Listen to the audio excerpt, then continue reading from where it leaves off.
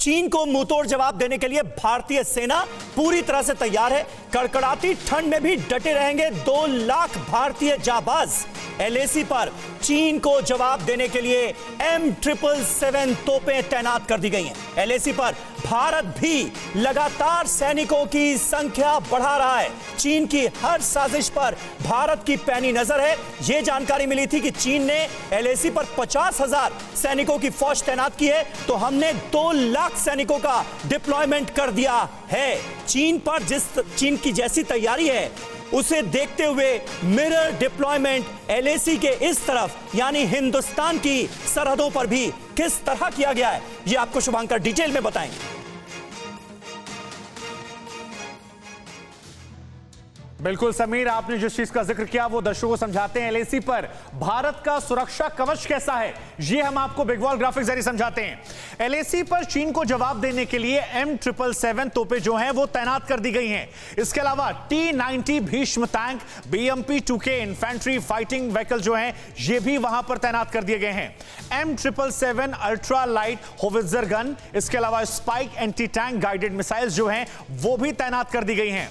स्वदेशी 105 MA calibre gun भी LAC पर पहले से तैनात थी और इसके अलावा NEGEV light machine guns, TRG sniper rifles की भी तैनाती जो है वो एलएसी पर कर दी गई है। इसके अलावा जो सबसे बड़ी बात है कि पूर्वी लद्दाख में एलएसी पर भारत ने फौजियों की संख्या जो है उसे कहीं ज्यादा बढ़ा दिया है। 2 लाख सैनिक जो हैं वो सर्दियों के मौसम में भी तैनात रहेंगे।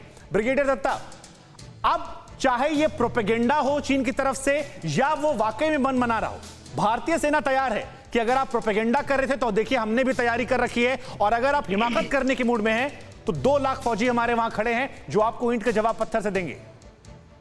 बिल्कुल ठीक कहा आपने। देखिए, भारत ने बिल्कुल वाज़ेह और साफ कर दिया है कि जिस तरह की हमारी तैयारी है, जिस तरह से हमारे ट्रुप्स बैटल हार्डन्ड है और जिस तरह की हमारी जो रीऑर्बिटिंग की है फॉर्मेशंस की, एक भारत की बहुत ही प्रीमियर स्ट्राइक फॉर्मेशन को वहां डिप्लॉय किया है और उनका जो रोल है उसको रीडिजाइन किया गया है, और उसने पाकिस्तान के खिलाफ भी काफ़ी अहम ऑपरेशंस अंजाम दिए हैं।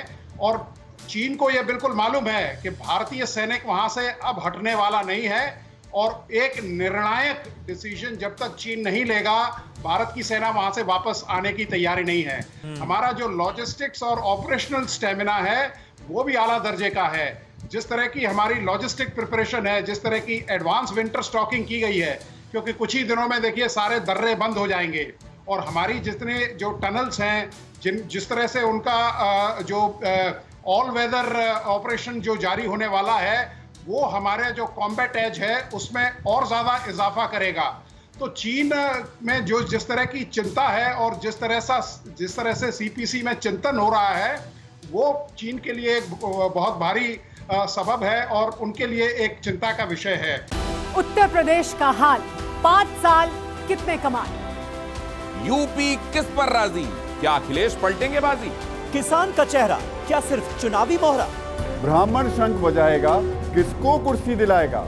ओवैसी का प्लान, किसकी तरफ मुसलमान। साल 2022 के चुनाव का सबसे बड़ा मंच देखिए TV9 भारतवर्ष सत्ता सम्मेलन उत्तर प्रदेश 4 अक्टूबर सुबह 8 बजे से लगातार सिर्फ TV9 भारतवर्ष पर।